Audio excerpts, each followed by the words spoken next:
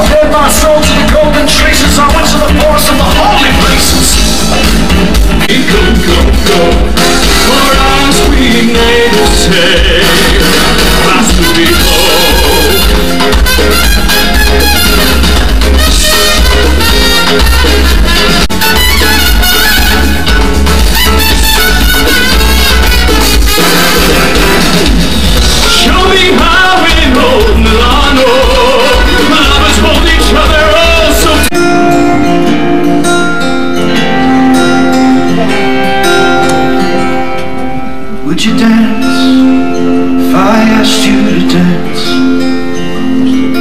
Would you run and never look back? Would you cry if you saw me crying? Or would you save my soul tonight?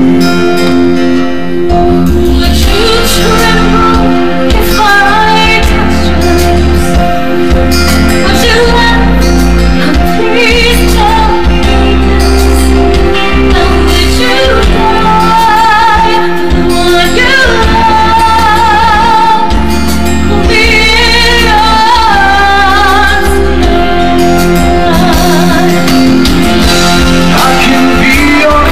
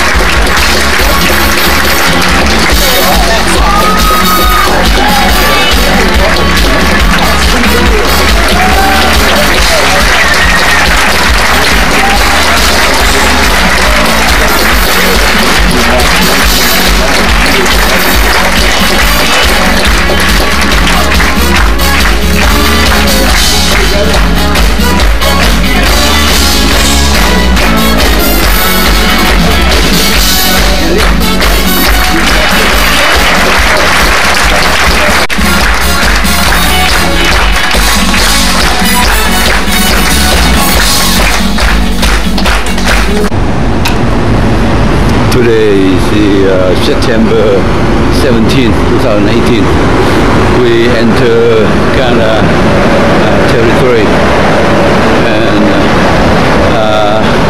Nova Scotia. Here's Canada here.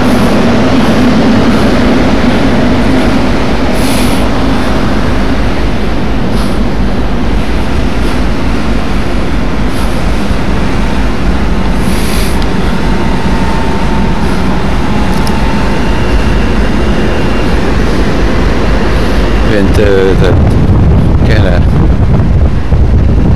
Toya.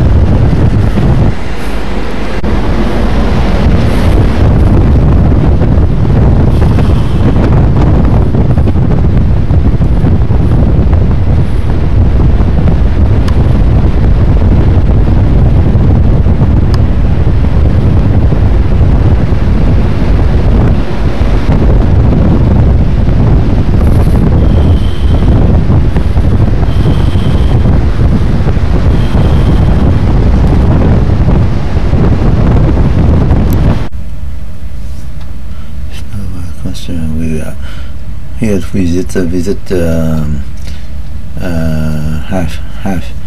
Halifax, Nova Scotia, Canada. Hay quá. Điều kia nó tới sâu ta, cũng hô lên America luôn.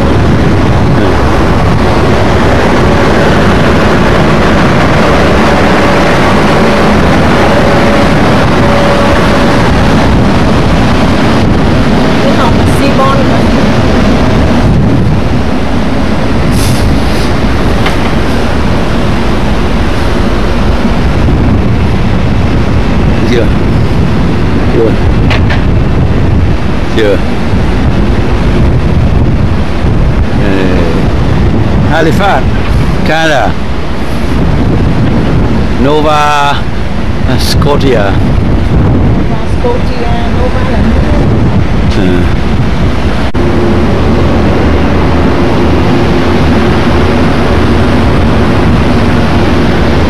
Halifax, Canada. Halifax.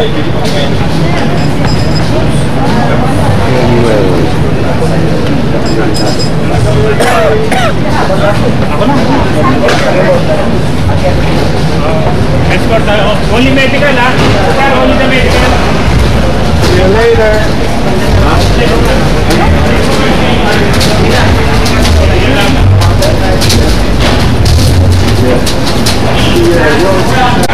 This one might have been here 2013. Halifax.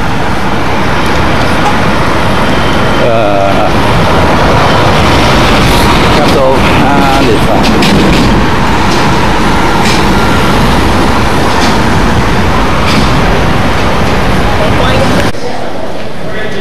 Cũng không quay thay gì đi ngang thôi. Good timing.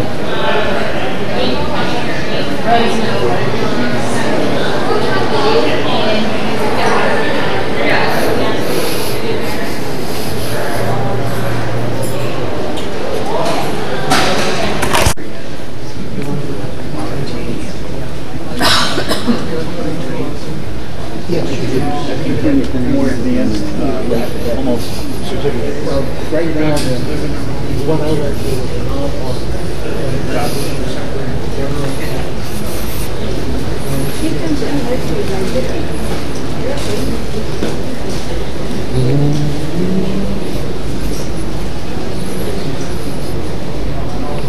đừng có direct cái này phải của cái còn làm cái gì đó tại tôi biết Không phải đâu, không phải đâu.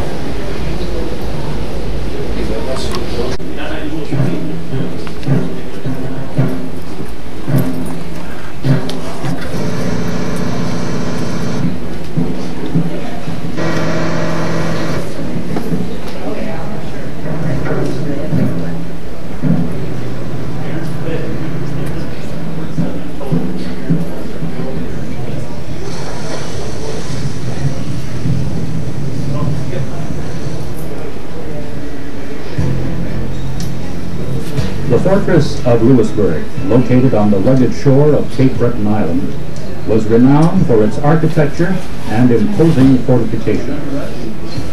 In the 18th century, it was one of the busiest seaports in the New World, and for New France, strategically important in guarding the eastern seaboard. However, Louisbourg fell, largely because of inadequate naval support. This was most evident during the 1758 siege. The 10 ships of the Navy squadron stationed there were destroyed or captured, except for one that managed to flee to safety.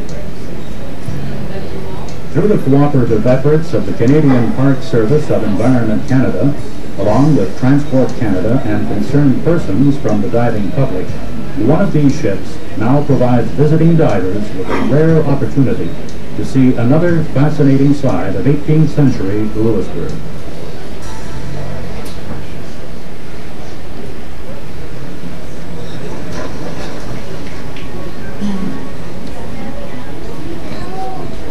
The wreck, located in 8 meters of water, is usually covered with a heavy growth of kelp. Although tides and currents are virtually non-existent, the warm waters of summer bring a heavy underwater bloom. Thus, a cooler 6 degrees Celsius temperature of early spring or late fall offers the best visibility.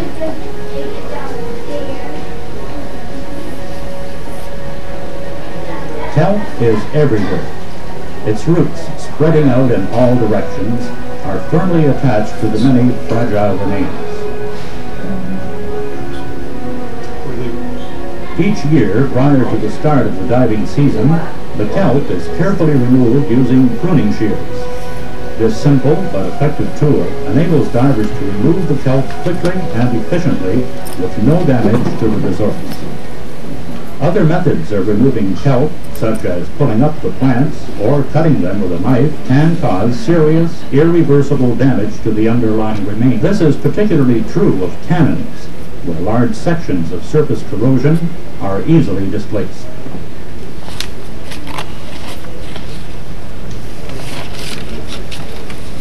Once the harbor bottom has been cleared, one can see a wreck. Shown in this detailed site drawing, it is over 50 meters long and is believed to be the Célèbre. This French ship of the line would have had a crew of over 400 men. Sunk by cannon fire from attacking British forces, the wreck has survived because of the protection it receives in Louisbourg Harbor. Ship structure and artifacts have been left undisturbed where they originally sank over 200 years ago. However, time has taken its toll. The bow of the wreck is identifiable by the remains of several structural elements. One of them is the stemson, a badly eroded timber extending outward and upward from the ballast mound. Covered with colorful sea anemones and floral groups, the stemson is the forward extension of the keelson, joining it to the stem. Forward of the stemson is an anchor. Heavily corroded, its small size suggests that it may not be from the Célèbre, but rather from a much smaller vessel. Other artifacts scattered throughout the bow include strips of lead sheeting used for patching and for lining scuppers and hawse holes. Large iron brackets used for supporting elements in the ship's structure. Brass and woolen pulley sheaves. The brass sheaves are from large triple blocks used to raise and lower the ship's massive yards. Pieces of rope, melted brass, ceramic, glass sherds, and cannonballs are but a few of the other artifact types that have survived.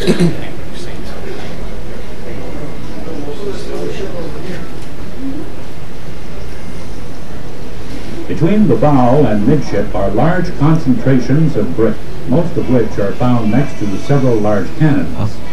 The bricks would have been used in the construction of the bake oven and the fire harness, both located below the forecastle.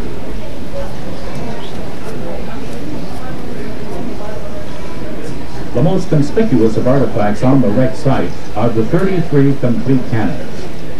The overall size of these cannons suggests a 64-gun ship. Some of the missing cannons were likely salvaged following the siege. Several are over 3 meters long and weigh approximately 2.5 tons each.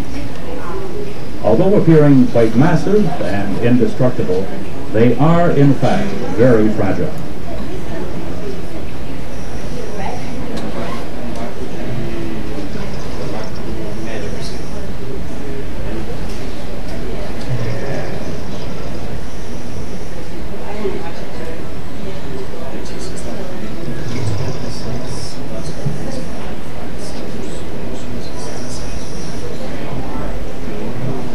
The remains of the main mast and the surrounding structure represent one of the more prominent features.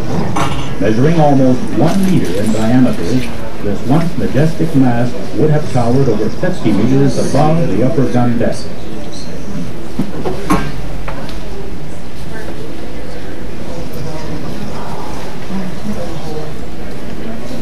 Forward of the main mast, as shown in this detailed drawing of the area, is the now empty shot locker. Its 2 compartments are outlined by the remains of wooden partitions. Captain Marol of the Celeb had said that he had fired 3,500 shots, a number which could explain the empty locker. Surrounding the mast is the wooden frame of the pump well. Its primary function was to protect the ship's pumps. The bottom portions from 2 of these pumps are still visible, protruding out of the bottom cover of ballast material. Nearby is a large bronze cylinder, the working barrel of a pump tube. This single artifact, although seemingly quite insignificant, is 1755. Finally, there is the stern. Except for the cannons, the area is devoid of artifacts and structural remains. The absence of such material suggests considerable pre-sinking destruction.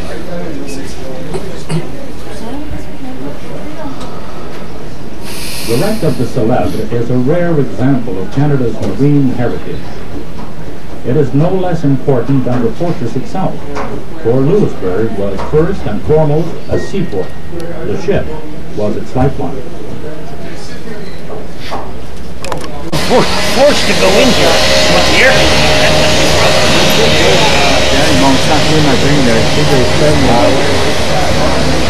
Gì? Đâu? Giờ đi qua cái đôn cái bữa này bên đây nữa. Đâu có phim đâu, phim sạc gì đâu. Ở trong ở cái đôn, si đôn á. Ok, có. Tiếp này.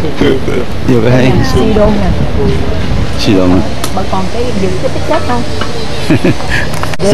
Ghê quá. Đây là si đôn đây nè. Nãy em thấy cái anh chỉ cái island không?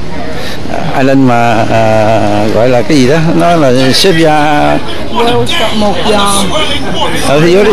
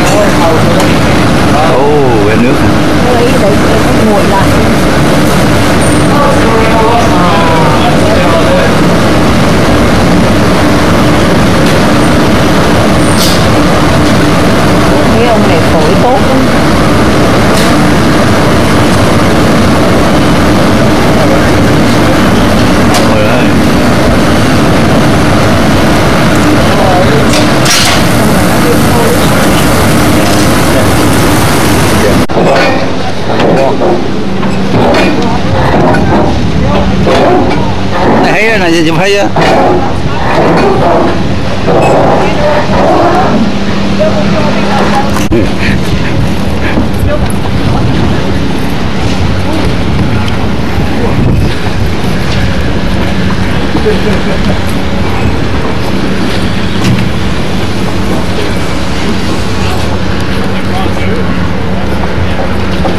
Đây này, đây.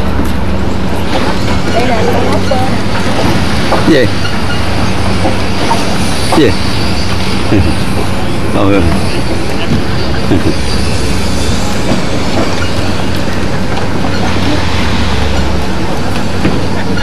Lighthouse trên đó đó. Hồi sáng mình đi vô đó phải không? Có mình đọc ngay đây rồi nè.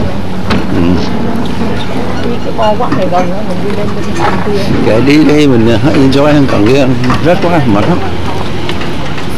Để tới giờ nữa. Thôi.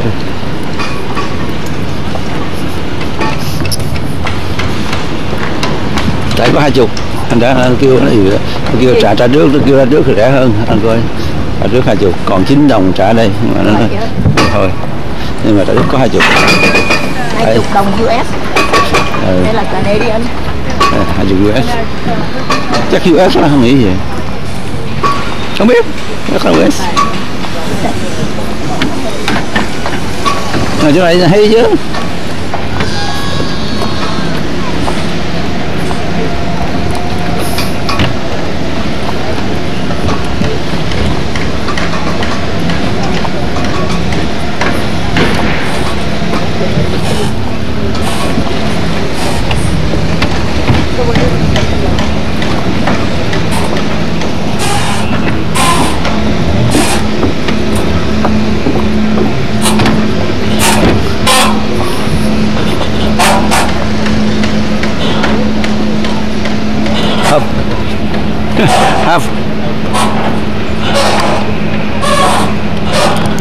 I'm a mover.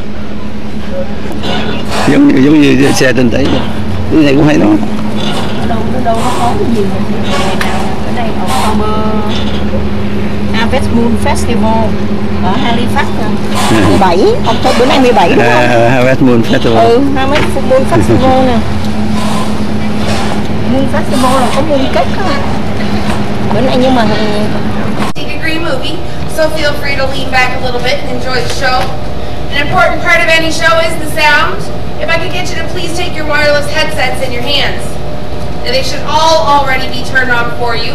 However, if you can read the Sennheiser logo, you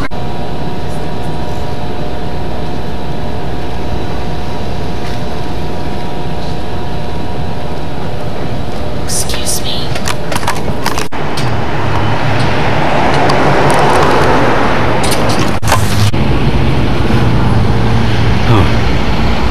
đây nè, Old Town Clock là cái đó đó, cái clock đó mà giờ ấy rồi. Ra chụp ra. Đi trên Vanguard. Trên ra.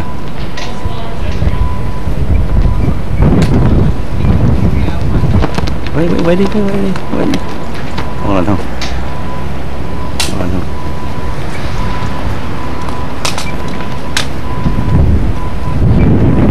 Halifax, Canada.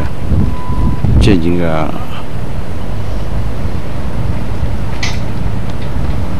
okay, hết rồi. I can go relieve him for a moment, Corporal, if you need him. Okay. Muốn chụp không? Chụp ngược lại em với anh nè. Này khó. Địa đào Halifax, Canada.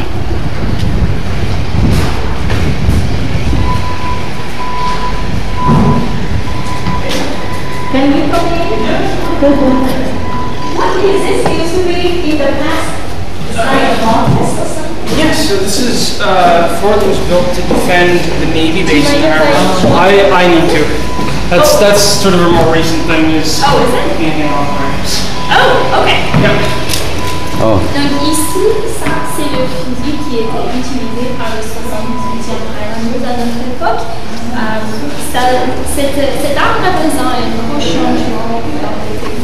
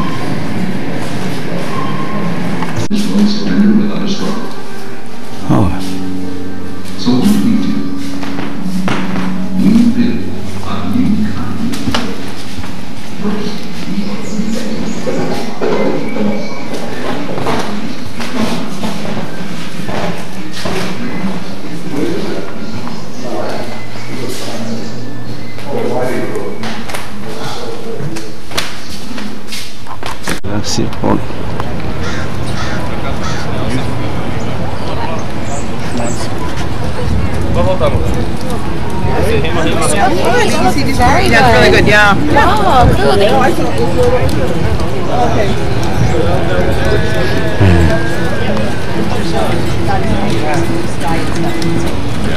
You had your fill on We did. We took a picture from afar.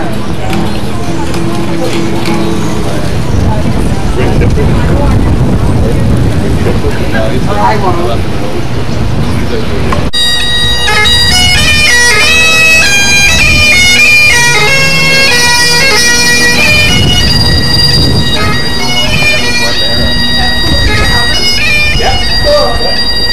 I didn't know if you had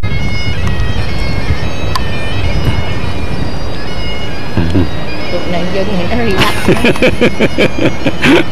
Rồi họ chưa thấy bây giờ có cái cảnh này. Đây.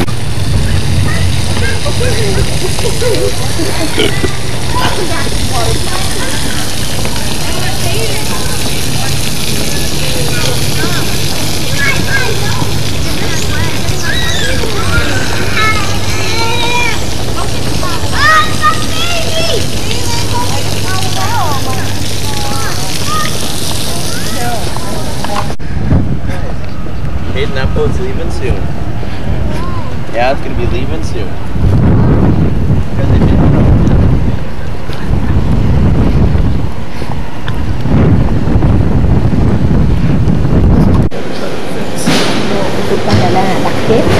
Thôi xuống đi. Bye bye Canada. No, bye bye Halifax. We're in another place of city of Canada.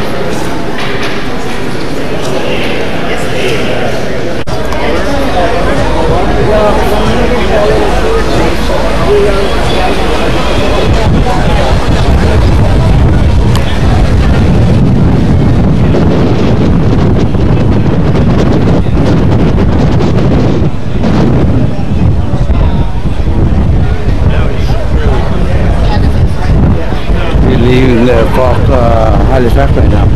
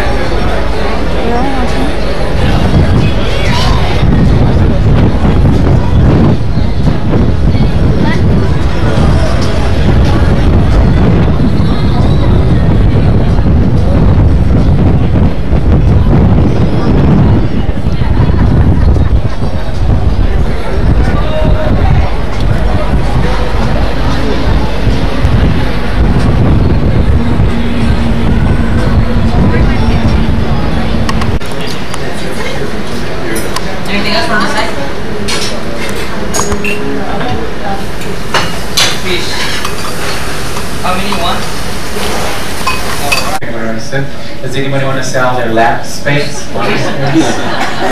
When they left Scotland after the battle of Culloden, they went a lot of places. One of the places was Australia, but the other place was here in Nova Scotia. Out and about, and you had a tour. Many of the tour operators and tour guides even wear their kilts. I had a presentation on kilts yesterday where I told you to go to other places. I don't want to say there's not a dozen, there's nothing, because there's a couple of things in Sydney South here with us. So the town will be busy with people wandering around. But let's quickly see what is within the town. Now, similar to some of our previous reports, we are docked itself. We don't have to tender tomorrow. We are docked.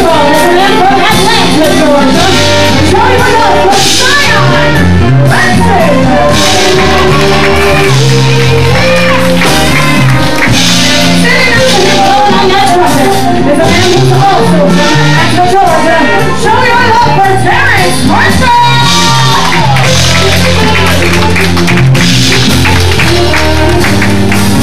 Over here, play the bass guitar. And all the bands that are up here on the stage. He's from Cleveland, Ohio.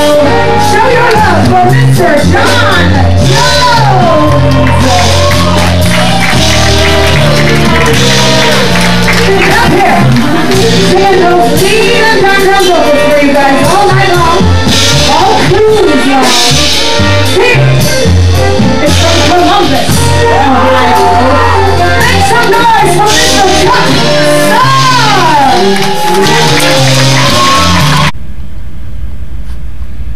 today is Tuesday, September 18, 2018. The ship will dock at Sydney, Nova Scotia. So we leave the ship at 9 a.m. and return at 4:38 p.m. Today is September 18, 2018. So the ship approaching the port of Sydney,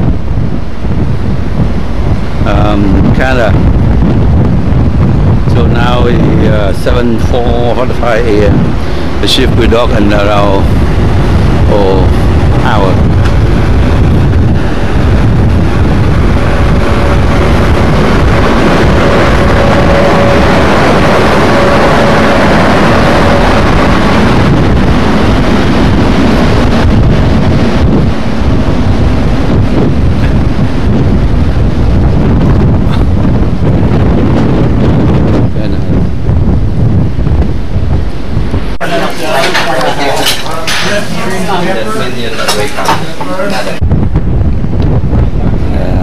Sydney, Canada.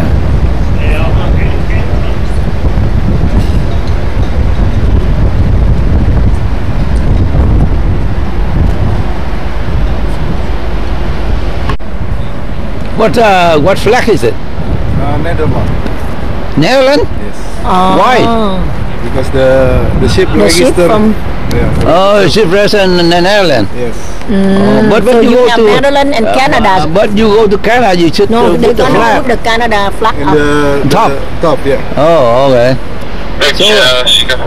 So when you put the Indonesia flag here? When they go to Bali. Yeah, I don't think I report to you, but both gangways obviously rigged and ready, safe for use. I'll be able to again.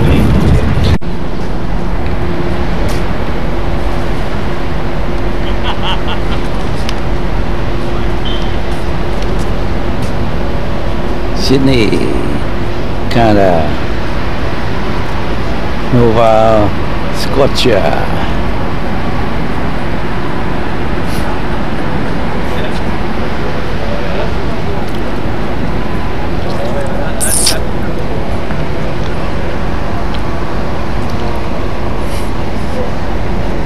Netherlands flag because this ship rests in Netherlands.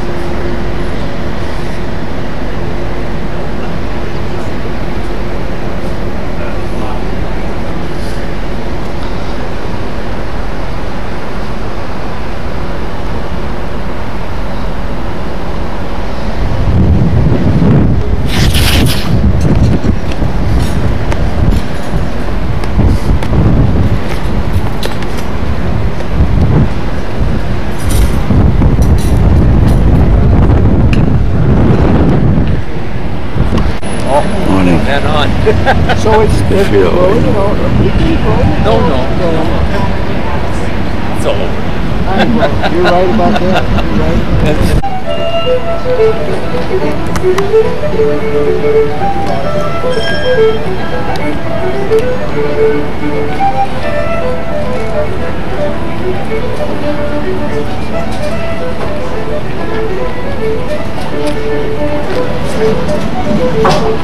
Where's Irina gone?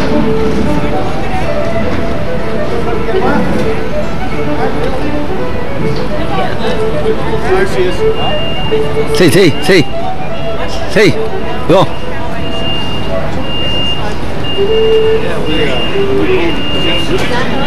This morning was sunny and beautiful.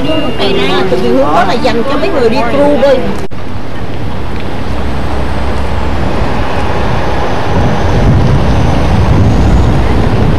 Morning.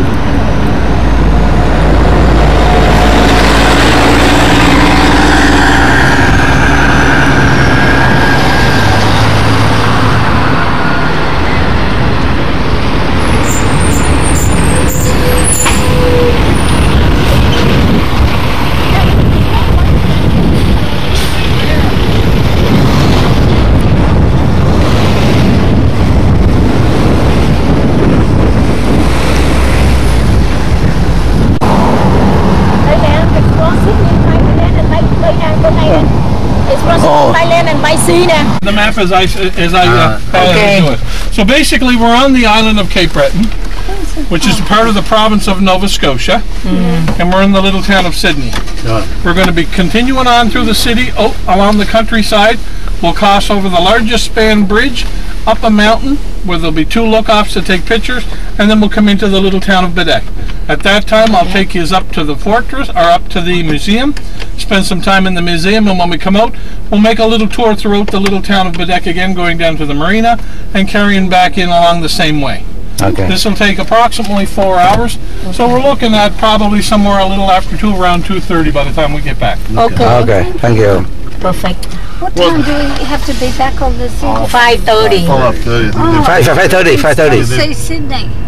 So we can see Sydney. We've seen Sydney before, but this is a new Sydney. Oh, really? Yes.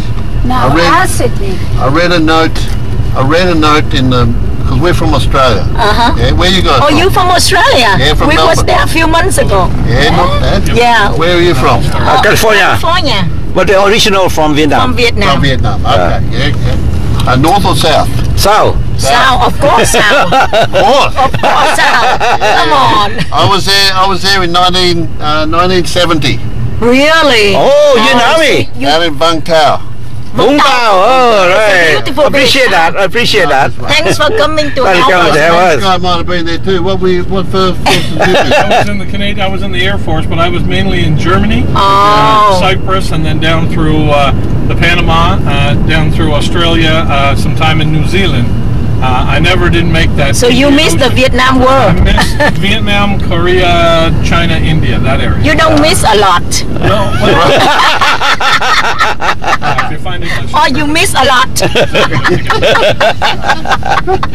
You know. Okay, guys. So as we're going along, I'll give you a little bit of the highlights of the area. Okay. At any time, you can interrupt me, and I will give you anything specific that you want.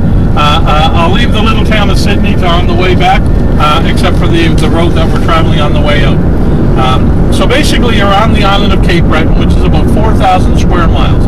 We're part of the province, the square mile up on the northern part of our island, and there is people living there. We're going to be traveling with the world famous Burdor Lakes on our left-hand shoulder for most of the day until we start returning. This is a glacier lake that was formed over hundreds of thousands of years ago as the glaciers retreated. And when they did finally retreat completely out of Cape Breton, the freshwater glacier lake now became a saltwater brackish lake from several inroads from the Atlantic Ocean itself. So as we go along, I'll be explaining some of the areas that we're passing through until we get to the little town of Baddeck. Now, most of the people from this island are made up of English, Scottish, Irish, and French heritage for the first part of the exploration of Cape Breton and of Nova Scotia, subsequently Canada and the U.S. The very first person that explored this area has been officially accredited to a gentleman named Sir John Cabot. Sir John Cabot came over here in 1497 because he was hired by the King and Queen of England to come over and look for that illustrious trade route to India and China by a direct sailing route. Along the way over, about 3 to 4 sailing days from North America, he reported an area in the middle of the Atlantic Ocean where his sailing vessels were slowed by the amount of fish that were actually in the sea.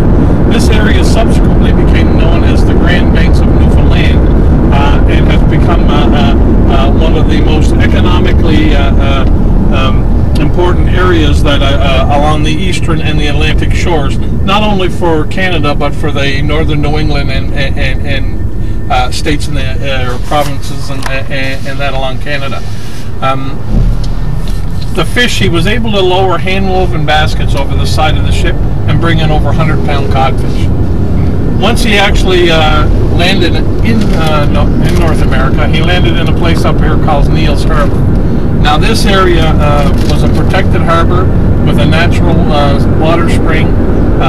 Also it had the lumber that was able to repair the ships, and it was at this point that the very first meeting between the North American native population, the Mi'kmaq, and the European John Cabot occurred. This became very important because the Mi'kmaq Indian were hunters, gatherers, and they actually set up residences and communities all along the eastern shore. And without their help in the next 50 to 100 years, the people that came over to try to make a permanent settlement here would have had a lot more hardships and would have perished in the very first winter. We'll exit outside the city in approximately 3 to 4 minutes, and we'll actually go on what's called the Trans-Canada Highway. This highway stretches right across Canada, has its continental inception in Sydney, and when you get off it, you have to travel 7 days at about 10 hours a day to get to Vancouver on the other side of Canada. So it's a very extensive and long road system. So after Sir John Cabot came in and explored the area, he realized there wasn't going to be any direct sailing route to China or India. He went back and reported all of the natural resources that were here. And these included not only the fish, but it also included all of the free land that was here. And again, free because they'd be able to take it from the new population, but also because of all of the wildlife. You had the moose, the deer, the bear, you had wolf, coyote, rabbit, plus you had every aspect of aquatic besides codfish. You had your tuna, your sail, your whale, seal, and of course what became more predominant for most of the European nations at that time was the beaver. Now this small little animal became so significantly important that there are several companies that have used its silhouette. Roots Canada One, and also the Hudson Bay Corporation basically started out in Canada by hunting the beaver for the fur trade. Once it became very apparent that there wasn't going to be any direct sailing route over to India and China, it was at this time that all of the different countries decided they were going to try to turn around and actually have somebody come over here and lay claim to the new countries. Now, surprisingly enough, you would have thought that would have been the English, Scottish, Irish, or French. But in 1526, the Portuguese put together an expedition that actually landed in 2 different spots on our island, one being up here in Ingonish and the other one being down here in the St. Anne's Bay area. Now these were significant because both bays were highly protected from the wild Atlantic Sea, and at the same time they'd be able to come in, park their ships, go out, fish, and then come back into the protected bay and and smoke, dry, and salt the fish. Now this would occur all during the summer into the fall, and then by the next spring they would be able to continue back over to Portugal and bring back what they had. Now, unfortunately, when the Portuguese came over here, they left a little too late in the growing season over here. They left in June, taking about pretty close to 8 to 12 weeks to get across here, sailing from Portugal. So by the time they got here, it was too late in the growing season. They didn't know what to harvest. They were completely ill-prepared for any type of winter that we had over here. They left a very temperate climate of about 55 or 60 degrees in the wintertime over there to come over, and they were going to lay claim to the area because, again, all of the fishing and all of the natural resources, once it was claimed, was going to go back to France. The whole problem with coming from the European nations and coming over here and laying claim without setting in a permanent settlement and following up with exploring more and actually taking control of a vast part of the area is that you're putting all of your resources into one tiny area with no support from the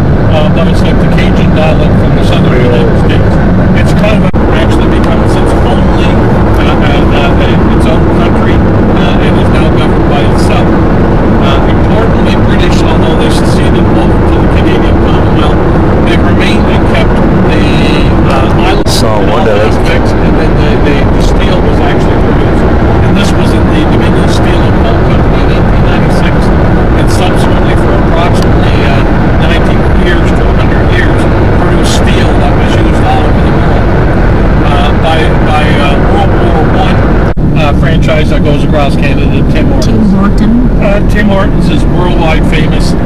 It's just starting to come in the northern part of the U.S. It's akin to your Starbucks and your Dunkin' Donuts, with an idea. It was founded in 1963 by two gentlemen, one being Ron Joyce, the business aspect, and the other one being Tim Hortons, the famous hockey player. In 1963, they had one store in St. Catharines, Ontario. And subsequently, over the next 40 years, 50 years, it's progressed to the point where it was sold in 1989 by the USA Corporation, then resold over to Burger King in the early 2000s, and now it belongs to a Brazilian company called Restaurant Business Incorporated. And right now there's plans to putting over 1,100 franchises in China. So it's a hugely popular, as you can tell, coffee in the area. And it's actually got to the point that this is what they call a medium double-double. And actually the dictionary has actually recognized double-double as an actual word now in the English language, meaning a cup of coffee from Tim Hortons in Canada with 2 cream and 2 sugar. So it just shows how a franchise can actually affect even the English dictionary. So we're coming upon that Brodeur Lake system, and at this point it looks just like any other lake, a little bit tiny in nature. It gets extensively larger. To the left is the Brodeur Lakes that will lead all the way down to Quebec, about an hour and 20 west of the eastern seaboard out towards Louisbourg. We grew up in a small little community of about 27 people, of which 19 were my cousins. We had 5 different firms. We would call ourselves just simply a working firm.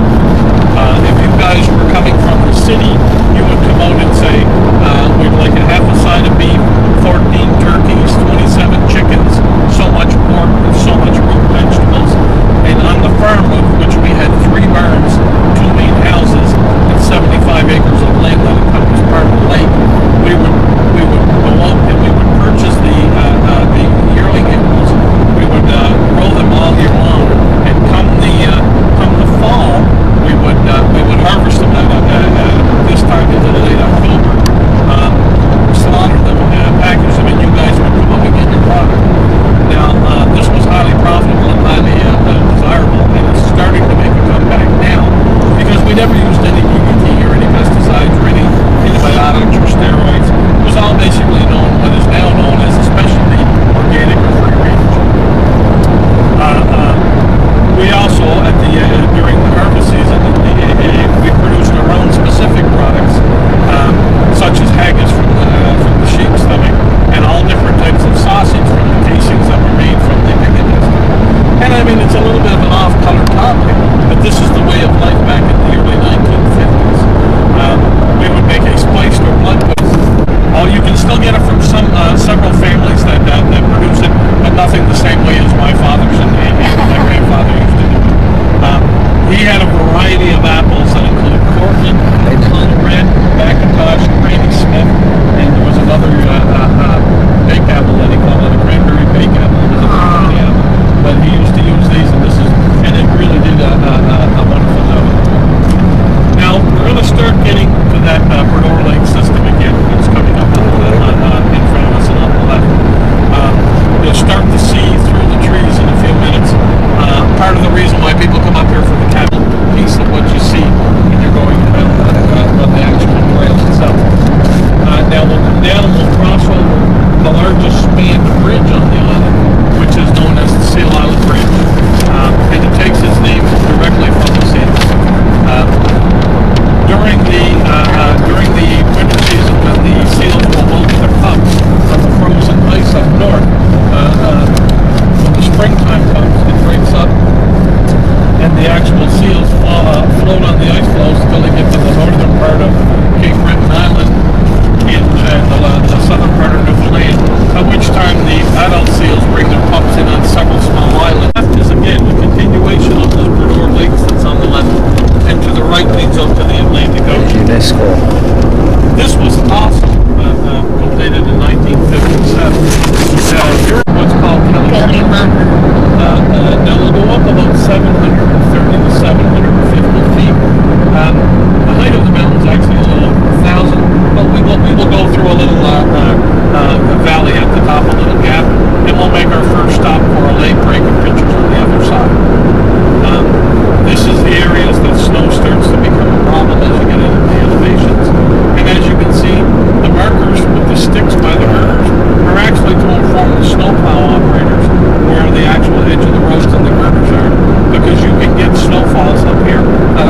reach the top of those sticks without in a one 24-hour period. So this allows them to clear them off for the next storm that's coming. Now again, like everywhere else worldwide, we're not having and experiencing the same amount of intense weather, cold-wise, whether it's due to global warming or it's actual natural cycle in the world's evolution. Who can tell? When I was a young fellow, we would come out the second-story window of that farm I was talking about, slide down the exterior of the building on a drip, and actually dig into the main door of the house. So we had lots and lots of snow back then. When I was a young fellow living out, I put some paint George Loves or Fred Loves Tom on the side of a mountain. Just unreal. And of course, it's very cheap for the kids to do it. 99-cent can of Walmart paint or whatever. The city spent, or the province spent 1 year over $250,000 bringing men down here to sandblast this whole side of this mountain, clean it all up and everything like that. Within a month afterwards, it was all back. So they just let the kids do it now. It's just no longer even attempted. Now, on the left-hand side up here, we'll just get a hint of the colors that actually, and it's just starting because we get some frost up in the areas up here when you get in the higher areas. Now, like Golf Digest. We also have the number 143 rated in the cliffs and in the lakes and in link system up here, and it's just a wonderful golfing experience. And now we actually have those golfing cruises coming because they actually have native fishing boats. They have the aquaculture rights in Nova Scotia along with the gambling rights. This is the native Mi'kmaq Indian, and they actually produce a couple of wonderful products. One is the Atlantic salmon that's farmed. You cannot, I have a hard time determining between a wild Atlantic salmon and the salmon they produce because they only grow it to a certain size. They bring it out to these tidal bays because the tide comes in and sweeps in and out. The natural fish come in and out of the tide, the food comes in and out of the tide system. So they're actually swimming against the tide and eating their natural food for 90%. So it ends up producing a salmon that is almost identical to a wild one, really? just kept encaged in a sunken pen. And you can see some of them because you'll see the discoloration in the water down there, and they're a large round pen, but just a fantastic product that they produce, along with the oysters and mussels. That's not wild, huh? Mi'kmaq. The Mi'kmaq. Well, in English they call it Micmac. In their tribal language, it's Mi'kmaq. That once it's refined, it's a binding agent for a lot of things. Naturally, it's used in gypsum board, but it's also used in fine makeup, also in agriculture, in pharmaceuticals. It's a 99.9% hypoallergenic material, and when it's refined, it can be basically added to just about anything to make it a base binding material. So we do have a thriving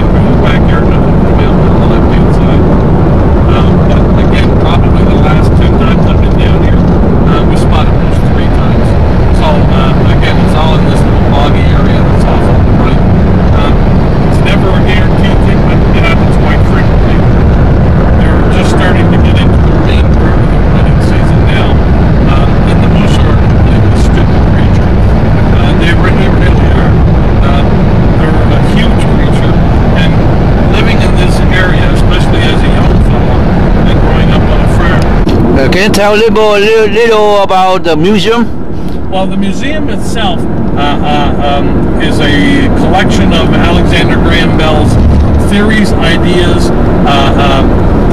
practiced, accomplished inventions, and some things that the scientists nowadays know work, just don't know what the hell they're doing. They have these machines that operate flawlessly.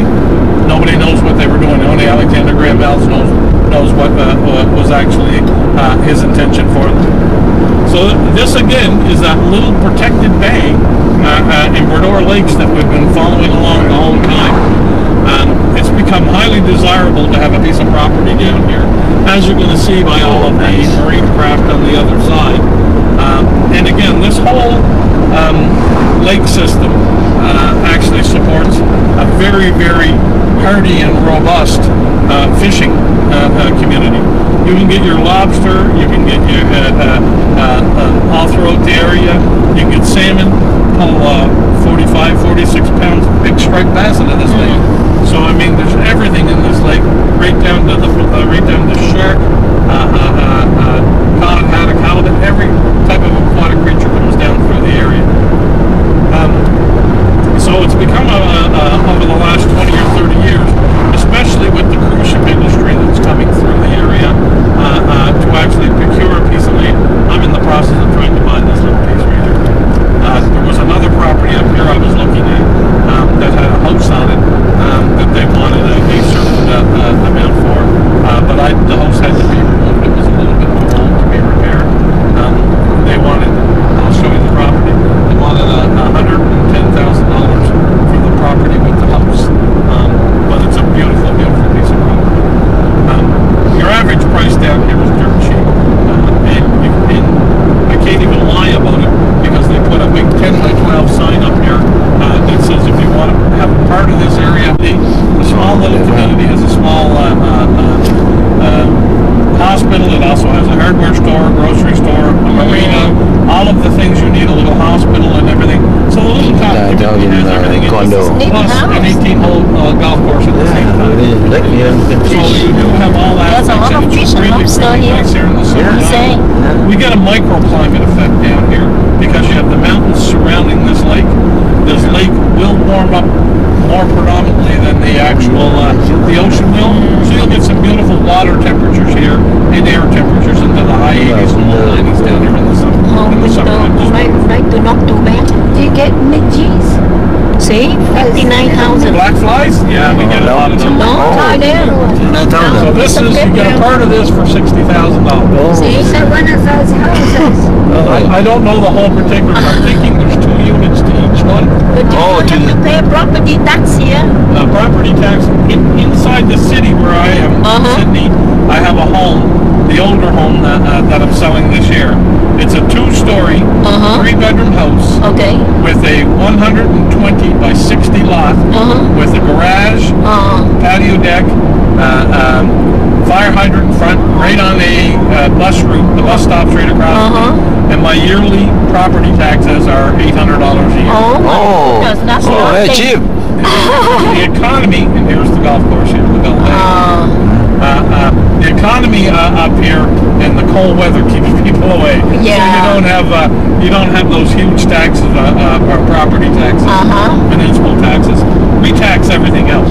The Canadian government your sales tax is high. Everything, 15%. Yeah. Nova Scotia and most of the provinces have 15% HST, which is a harmonized sales tax. It's a combination of not only the provincial sales tax, but the government, the federal sales tax, and they just make one tax.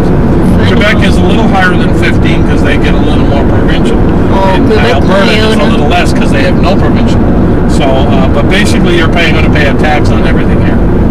Now this is the little town of Baddeck. Now the museum is located up on the right-hand side, so we'll go up there and I'll let you I will actually just drive into town, grab a coffee, and I will come back up on site, and I'll be there when you guys come out. There is a small addition fee for you guys when you go in. It is a national park, so they can charge you. But it's okay at the front as you go in, and it is a nominal charge. It's not a huge exorbitant just say to everybody that you're seniors, of which none of yous are. So this is the actual entrance there. So you can leave anything you want inside the vehicle. It'll be locked at all times. Đây nè, cái lá nó đỏ nè.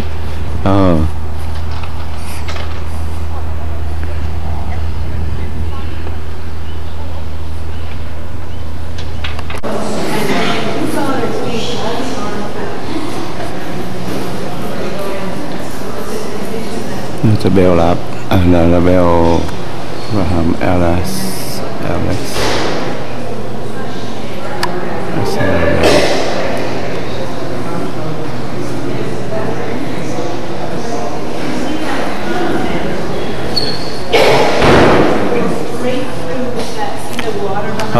Phi.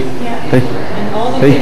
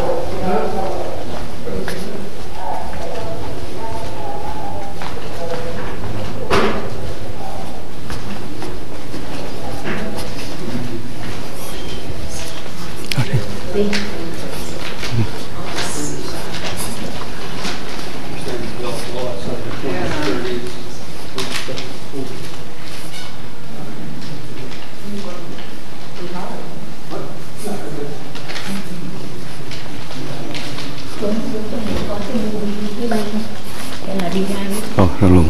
Nãy ông nói 1 giờ hay mấy giờ? 1 giờ. Vậy tới 1 giờ rồi thôi đi ra đi.